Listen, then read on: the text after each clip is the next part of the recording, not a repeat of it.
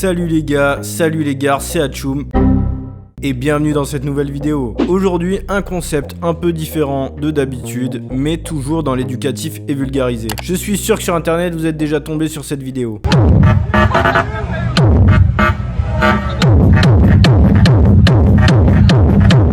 Et votre réaction, ça a certainement dû s'arrêter à ça.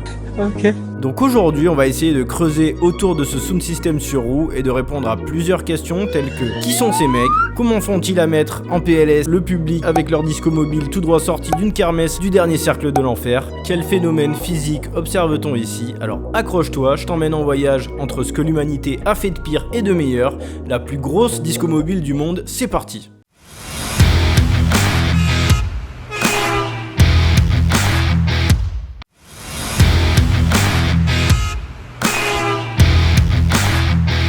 Le projet Carreta Treme se conceptualise en 2011 où un homme, un visionnaire du nom de Fernando Oller, ou Ollere, esquisse un projet réaliser le plus gros sound system roulant du monde. Et après un an de conception, on arrive donc, courant de l'année 2012, avec ce bébé-là. Damn right. La V1 du projet est donc un monstre équipé par 240 batteries qui alimentent 33 amplificateurs pour faire tourner 192 haut-parleurs de 15 pouces, 38 cm, d'une puissance électrique admissible de 3750 watts RMS. La norme RMS correspond à la puissance moyenne continue que peut accepter sans dommage un haut-parleur.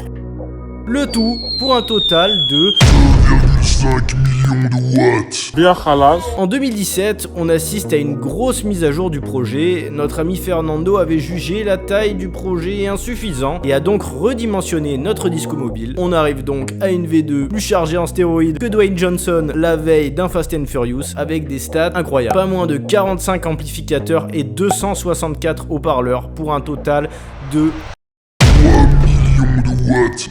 Un système surdimensionné qui a de quoi vous fracasser les oreilles pour le restant de votre vie. Alors soyons clairs, la puissance exprimée en watts RMS, l'homme n'en a pas conscience car c'est une puissance électrique, elle ne veut donc strictement rien dire pour lui. À moins qu'il se branche à une sortie d'ampli dans son propre...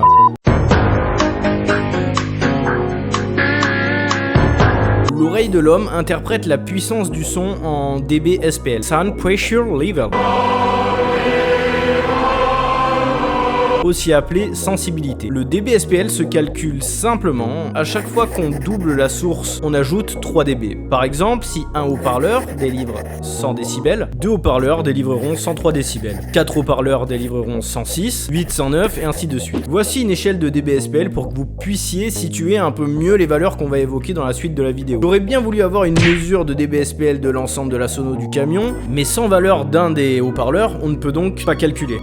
J'ai quand même envoyé un message privé sur Facebook, sur la page, et également un mail au propriétaire du camion. Les deux sont restés sans réponse, donc j'ai fait une estimation un peu foireuse. Pour une sensibilité de 100 dB pour un haut-parleur, on a une sensibilité à 124 dB max pour la V2. Mais je pense clairement m'être vautré dans mes calculs ou avoir pris une mauvaise référence. En même temps, j'ai eu 5 au bac de maths. La thèse la plus probable semble être, selon les internets, une fourchette entre 150 et 180 dB au vu de la pression exercée sur les cheveux de cette fille. Et ça me fait une transition parfaite pour entamer le chapitre 2.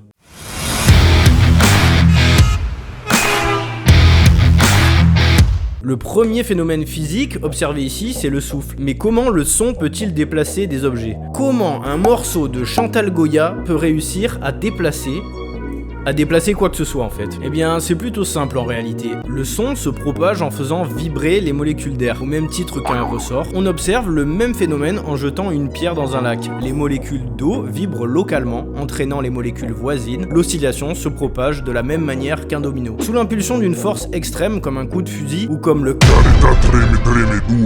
Les molécules présentes dans l'air se mettent à vibrer et rebondissent sur leurs voisines. Ces variations, donc l'onde sonore, sont alors conduites par le pavillon de l'oreille jusqu'au tympan qui lui se met à vibrer et transmet le message jusqu'au cerveau.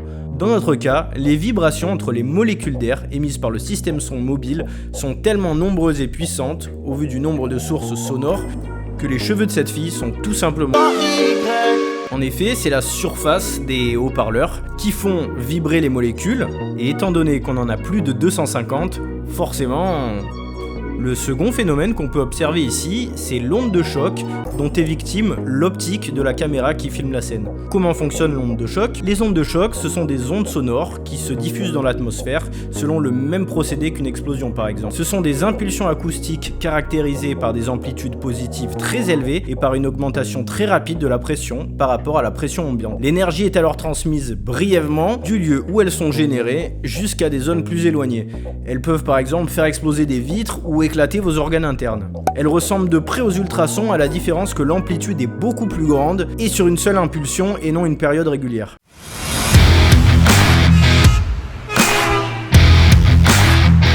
Tout d'abord, félicitations à l'équipe de Caretta Treme Treme parce que je trouve le projet incroyable et ce côté crado et vintage, j'aimerais qu'on ait la même chose en France parce que ça doit être quand même très fun d'assister à des mix ou des live DJ sur ce genre de matériel. Malheureusement, en France, la législation interdit d'excéder 102 dB moyens sur les concerts et autres rassemblements festifs. Autant vous dire que ça serait compliqué à mettre en œuvre. Je me suis également posé des questions sur la mise en phase des milliards d'haut-parleurs utilisés ici ainsi que le processing de ce bordel, même s'il est évident qu'on recherche ici l'énergie et la puissance au détriment de la qualité. La conception de ce mur de son est également une zone d'ombre, car chaque haut-parleur nécessite un volume d'air arrière disponible pour fonctionner correctement. Et là, je vais vous avouer qu'avec tout le bordel obligatoire pour faire tourner tout ça, c'est-à-dire les amplis, les batteries, le câblage, pas si sûr que les membranes déployées aient suffisamment de place derrière elles pour fonctionner correctement. Malgré ça, on a tout de même devant nous le projet de disco mobile le plus ambitieux réalisé jusqu'à aujourd'hui avec un SPL plus élevé qu'un réacteur d'avion. Tout ça dans un pays où l'opulence côtoie l'extrême pauvreté. Autant vous dire que c'est certainement des mecs avec des tongs en bois qui ont fabriqué ça. Enfin, je pense qu'on est tous d'accord pour dire que ce sound system roulant est une extrême réussite sur les axes qu'il défend et qu'il est surtout le plus puissant du monde.